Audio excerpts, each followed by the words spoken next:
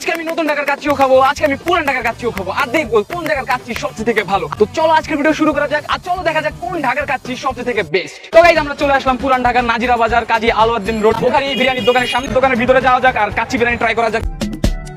তো গাইস এটা হলো আমাদের পুরান ঢাকার কাচ্চি বিরিয়ানি, দেখতে পাচ্ছো কি ফাইন দেখা যাচ্ছে। ঠিক আছে, বিসমিল্লাহ।